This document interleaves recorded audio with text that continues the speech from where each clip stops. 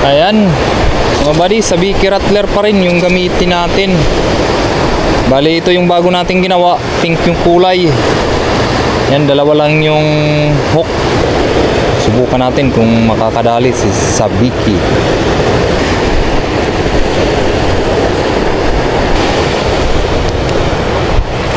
Adjust natin yung drag.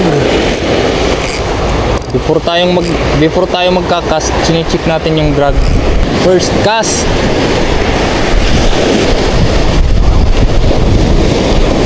Yun, pula-puon. First cast, pula-po.